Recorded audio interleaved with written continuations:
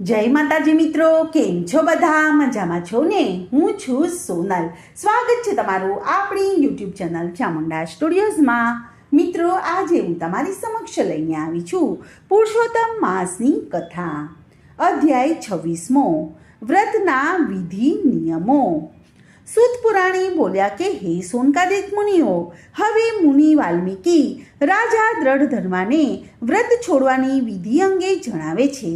તે હું તમારી સમક્ષ કહું છું, તે તમે ધ્યાનથી સાંભળો. વ્રત કરનારે આખા પુરુષોત્તમ માસ દરમિયાન એક ટાણું કરવું, તેણે બ્રાહ્મણોને જમાડી અને નિયમ છોડવો. જેણે વિના માંગે ભાણામાં જે પીરસાય તે જમવા માટે નિયમ લીધો હોય, તેણે સોનાનું દાન કરી અને નિયમ છોડવો. આખો માસ ઉપવાસ કરીને દક્ષિણા સાથે ગાયનું દાન કરવું, અગર દૂધ અથવા દહીંનું દાન આપવું. જેણે ફળનો ત્યાગ કર્યો હોય તેણે ફળ દાનમાં આપવા. અનાજનો ત્યાગ કરી અને ઘઉં અને ચોખા આપવા. જમીન ઉપર સૂઈ જનારે ચાદર અને ઓશિકા સાથે ગાડલું આપવું. ઝાડના પાંદડા ખાઈ અને રહેનારે ઘી અને સાકરવાળા ભોજન કરાવવા. મૌન ધારણ કરનારે ઘંટી અને તલનું દાન કરવું. જે વ્રતધારીએ નખ અને વાળ વધાર્યા છે તેમણે દર્પણ દાન આપવું. જોડા ન પહેરનારે જોડાનું દાન કરવું. મીઠાનો ત્યાગ કરનારે સાકર દાનમાં આપવી. દરરોજ ઘીનો દીવો તૈયાર કરનારે તાંબાના વાસણમાં પિત્તળની દીવી મૂકી અને 40 ભાર સોનાનું દાન કરવું. એકાંતરે ઉપવાસ કરવાને 8 કળશોનું દાન કરવું. આ બધા કળશો વસ્ત્ર સહિત તથા સોનાયુક્ત હોવા જોઈએ. અંતે 30 લાડુ, છત્રી, બળદ તથા પગરખાનું દાન કરવું. આ માસમાં એક જ જાતનું ભોજન લેનારને મોક્ષ મળે છે. એક જ વખત ભોજન લેનારને રાજા બને છે. અડદ ન લેનાર નિષ્પાપ બની અને વૈકુંઠ લોકમાં જાય છે. શુક્લ પક્ષ તથા કૃષ્ણ પક્ષની દસમ, 11 અને 12ના દિવસે ઉપવાસ કરનાર દેવ લોકમાં જાય છે. તે વૈકુંઠ ધામ પામે છે. આ માસમાં બ્રાહ્મણે પોતાના ઘેર ધાણી પીલાવવી નહીં. આ દોષને લીધે તે ચાંડાલ યોનિમાં જાય છે અને કોઢના રોગથી પીડાય છે. ઉપરાંત શુદ્ર જાતિના મનુષ્યે દર્ભો ઉખેડવા નહીં. કપિલ ગાયનું દૂધ પીવું નહીં. ખાખરાની પત્રાવળીમાં જમવું નહીં. પ્રણવ ઓમ મંત્રનો ઉચ્ચાર કરવો નહીં. પૂરા ડોશ ખાવો નહીં અને જનોએ પહેરવી નહીં. વૈદિક ક્રિયા કરવી નહીં આદિ નિષેધ કરેલ છે. આનાથી વિરુદ્ધ જનાર નરકમાં પડે છે. આ નિયમો પ્રમાણે વ્રત કરનાર પરમ પદને પામે છે. શ્રી બૃહનારદીય પુરાણના પુરુષોત્તમ મહાત્મયના વ્રત છોડવાના વિધિ અને નિયમો નામનો 26મો અધ્યાય સંપૂર્ણ. હવે આપણે પુરુષોત્તમ માસની પાવન કથા સાંભળીએ. તાવડી અને તપેલીની કથા. એક નગરી હતી. તેમાં બ્રાહ્મણ અને બ્રાહ્મણી પોતાના 2 નાના દીકરાઓ સાથે રહેતા હતા. 4 દીકરીઓ હતી, જે મોટી હોવાને લીધે ચારેયને પરણાવી અને સાસરે વળાવી દીધી હતી. બ્રાહ્મણ અને બ્રાહ્મણી બંને ધર્મિષ્ઠ અને સંતોષી હતા. વર્ષો થયા અને તેમનો મોટા ભાગનો સમય પ્રભુ અને ભજનમાં ગાળતા હતા. દીકરીઓ હતી ત્યાં સુધી તેમને પ્રભુ ભજન, વ્રત, ઉપવાસ, કથા વાર્તા સાંભળવામાં બાધ આવતી ન હતી. પરંતુ ચોથી દીકરી ગયા વર્ષે પરણાવ્યા પછી ઘરનું બધું જ કામકાજ બ્રાહ્મણીને કરવું પડતું હતું. ઉંમર 60 વર્ષની થવાથી તે ઝડપભેર કામ પણ કરી શકતી ન હતી. તેથી કરીને 4 જણની રસોઈ કરવામાં અને બીજા કામકાજમાં તેને આખો દિવસ ક્યાંય નીકળી જતો હતો. આનાથી પ્રભુ ભક્તિમાં તથા કથા વાર્તા સાંભળવાનો સમય રહેતો ન હતો. તે મનમાં ને મનમાં દુઃખી થતી હતી. એવામાં પુરુષોત્તમ માસ આવ્યો. પુરુષોત્તમ માસમાં 2 દિવસ બાકી હતા. તેને તો ચિંતા પેઠી કે વર્ષોથી હું પુરુષોત્તમ માસનું વ્રત કરું છું. અત્યાર સુધી તો હરખ ભેર પાર પાડ્યું છે, પણ આ વખતે પુરુષોત્તમ ભગવાનનું વ્રત થઈ શકશે નહીં, તે પ્રભુ જાણે છે. તેણે તો પોતાની મનોવેદના બ્રાહ્મણને જણાવી, અને બ્રાહ્મણને 4 દીકરીઓ હતી, તેથી તે ઘરનું કામકાજ અને રસોઈ પાણી કરી લેતી હતી. ચારેયને પરણાવી દીધી હતી. સૌ પોતપોતાના સાસરે જતી રહી હતી. 2 દીકરાઓ છે તે નાના છે, મોટા હોત તો તેને પરણાવી લેત અને તેમની વહુઓ ઘરનું કામકાજ કરત. પુરુષોત્તમ માસ બેસવાના 2 દિવસ બાકી હતા. અત્યાર સુધી આપણે પુરુષોત્તમ વ્રત કરતા આવ્યા છીએ.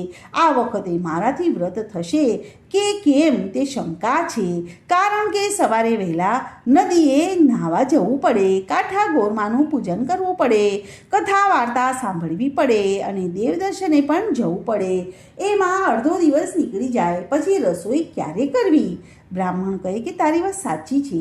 મારા પુરુષોત્તમ ભગવાન દયાળુ છે. તું અને હું બંને ખરા અંતરથી તેમની પ્રાર્થના કરીએ છીએ, જેથી તેઓ આના માટે કંઈક રસ્તો કાઢશે. તે જ સાંજે બ્રાહ્મણ અને બ્રાહ્મણીએ પૂજા સ્થાનમાં બેસી અને ભગવાન પુરુષોત્તમને અનેક આજીજી અને વિનંતીઓ કરી. ભક્ત જો શુદ્ધ હૃદયે ભગવાનને પ્રાર્થના કરે તો ભગવાન અવશ્ય સાંભળે છે. બ્રાહ્મણ અને બ્રાહ્મણીની પ્રાર્થના પ્રભુએ સાંભળી લીધી. રાતના છેલ્લા પ્રહરે બ્રાહ્મણીને પ્રભુએ દર્શન દીધા અને કહ્યું કે તમે બંને ધર્મિષ્ઠ છો, ભક્તિવાળા છો. તમારી અતૂટ શ્રદ્ધા જોઈને હું તમારી પર પ્રસન્ન થયો છું. તું રાંધવાની કડાકૂટમાં મારું સ્મરણ કરી શકતી નથી, તેથી મારું અંતર દુભાય છે. માટે હું તને દેવતાય તાવડી અને તપેલી આપું છું, જે સવારે તને રસોડામાંથી મળી જશે. આ વસ્તુ ચમત્કારિક છે. તાવડીમાં તું તવેથો ફેરવીશ એટલે ઉના રોટલા મળશે, અને તપેલીમાં કડછી ફેરવીશ એટલે તું માગેલી શાક અને મેવાની મીઠાઈ મળી જશે. પણ આ વાત તારે તારા પતિ સિવાય કોઈને પણ કરવાની નથી. આટલું કહી અને પ્રભુ અંતર ધ્યાન થઈ ગયા. પછી બ્રાહ્મણીની આંખ ખુલી ગઈ. તેણે બ્રાહ્મણને જગાડી અને સપનાની અને પ્રભુ દર્શનની વાત કરી. બંનેવે પછીની રાત પ્રભુ ભજનમાં ગાળી. સવાર થતાં જ બ્રાહ્મણ અને બ્રાહ્મણી રસોડામાં ગયા. ત્યાં રૂપાની તાવડી અને સોનાની તપેલી જોઈ. બંનેની આંખમાં હર્ષના આંસુ આવી ગયા. બંને તો રાજીના રેડ થઈ ગયા. બંને પ્રભુના ગુણગાન ગાવા લાગ્યા. રસોઈનો સમય થતાં બ્રાહ્મણીએ તપેલીમાં તવેથો ફેરવ્યો અને ઉના રોટલા ઉતરવા લાગ્યા, અને તાવડીમાં તવેથો ફેરવ્યો એટલે તરત જ ઉના રોટલા ઉતરવા માંડ્યા, અને પછી તપેલીમાં કડછી ફેરવતા મેવા અને મીઠાઈ મળ્યા. હવે બ્રાહ્મણીએ દ્રઢ સંકલ્પ સાથે આવતીકાલથી પુરુષોત્તમ વ્રત કરવાનો નિશ્ચય કર્યો. પુરુષોત્તમ માસનો પ્રથમ દિવસ આવ્યો. બ્રાહ્મણ અને બ્રાહ્મણીએ સવારે વહેલા ઉઠી નદીએ સ્નાન કરવા ગયા. કાંઠા ગોરવાનું પૂજન કર્યું. પુરુષોત્તમ માસની કથા અને વાર્તા સાંભળી. કાંઠા ગોરવાનું પૂજન કર્યું. પુરુષોત્તમ માસની કથા અને વાર્તા સાંભળી. યથાશક્તિ દાન અને દક્ષિણા દઈ અને તેઓ મંદિરે દેવદર્શને ગયા. બપોર થતાં ઘેર આવી અને બ્રાહ્મણીએ તાવડીમાં તવેથો ફેરવ્યો એટલે ગરમ રોટલા ઉતર્યા, અને તપેલીમાં કડછી ફેરવી એટલે તેમાંથી મિષ્ટાન મળી ગયા. બ્રાહ્મણ અને બ્રાહ્મણી અને તેમના બંને દીકરાઓ સાથે મળીને ખાધું. રસોઈનો સ્વાદ જોઈ અને બંને છોકરાઓ નવાઈ પામ્યા. તેઓ આજ સુધી કોઈ દિવસ આવું ભોજન પામ્યા ન હતા. આમ કરતાં 2-4 દિવસ વહી ગયા. બ્રાહ્મણી ખુશ છે. માથેથી ચૂલો ગયો. એ સવારથી સાંજ સુધી ભક્તિ કરવા લાગી. છોકરાઓ વિચાર કરે છે કે માં રાંધે છે ક્યારે? નથી ચૂલો સળગાવતી કે નથી લોટ બાંધતી. વળી રોજ મેવાની મીઠાઈ ક્યાંથી આવે છે? એક દિવસ છોકરાઓએ છુપાઈને આ બધું જોયું, અને છોકરાઓએ તેમના મિત્રોને વાત કરી. તેમના મિત્રોએ ઘેર જઈ અને તેમના માતા પિતાને વાત કરી. બસ બે જ દિવસમાં તો આખું ગામ તાવડી અને તપેલીની વાત જાણી ગયું. આ વાત રાજા અને રાણીના કાને ગઈ. રાણીએ બ્રાહ્મણીને ત્યાં તાવડી અને તપેલી મંગાવવા માટે રાજાને દબાણ કર્યું. ત્યારે રાજાએ પ્રધાનને 100 સોના મરો લઈ અને બ્રાહ્મણને ત્યાંથી તાવડી અને તપેલી લાવવા માટે મોકલ્યો. પ્રધાને ત્યાં જઈ અને બ્રાહ્મણને વાત કરી. બ્રાહ્મણે તાવડી અને તપેલી આપવાની ના પાડી. રાજાને આની જાણ થતાં થોડા સિપાઈઓ સાથે સેનાપતિને મોકલ્યો. બ્રાહ્મણે તેને પણ ના પાડી, એટલે સેનાપતિએ રસોડામાં જઈ અને બળજબરીથી તાવડી અને તપેલી લઈ જવાનો પ્રયત્ન કર્યો. તેણે જેમ પ્રથમ તાવડી લેવા હાથ લંબાવ્યો કે તેના આંગળા તાવડી સાથે ચોંટી ગયા અને પગ જમીન સાથે ચોંટી ગયા. આ ખબર સિપાઈઓને પડતા દોડતા તેઓ રાજાને પાસે ગયા. રાજા તો ક્રોધથી ધુઆપુઆ થઈ ગયા અને તેણે તપેલી લેવા માટે હાથ લંબાવ્યો કે તેના આંગળા તપેલી સાથે ચોંટી ગયા અને પગ જમીન સાથે ચોંટી ગયા. આ વાત આખા ગામમાં ફેલાઈ ગઈ. લોકોના ટોળે ટોળા બ્રાહ્મણને ત્યાં જોવા માટે આવ્યા. રાણીને આની જાણ થતાં તે બ્રાહ્મણને ઘેર ગઈ. રાણી સમજી ગઈ કે ભગવાન કોપ્યા છે. તેણે બ્રાહ્મણ અને બ્રાહ્મણીને હાથ જોડી અને માફી માંગી. તત્કાળ આકાશમાંથી આકાશવાણી થઈ, હે રાજા, તું તારો ધર્મ ચૂક્યો છે. પ્રજાનું પાલન કરવાને બદલે લૂંટવા માટે તૈયાર થયો છે. જો તારે મુક્ત થવું હોય તો બ્રાહ્મણ અને બ્રાહ્મણીને 1000 સોના મોહરો આપ. રાજાએ મનોમન 1000 સોના મોહરો આપવાનો સંકલ્પ કર્યો કે તે તરત જ તેના હાથ તપેલી અને પગ જમીનમાંથી છૂટી ગયા. સેનાપતિના પણ હાથ અને પગ છૂટા થઈ ગયા. રાજાએ તરત જ ખજાનામાંથી 1000 સોના મોહરો લાવી અને બ્રાહ્મણ અને બ્રાહ્મણીને આપી અને માફી માંગી. રાણી સાથે તે પોતાના મહેલે ગયો.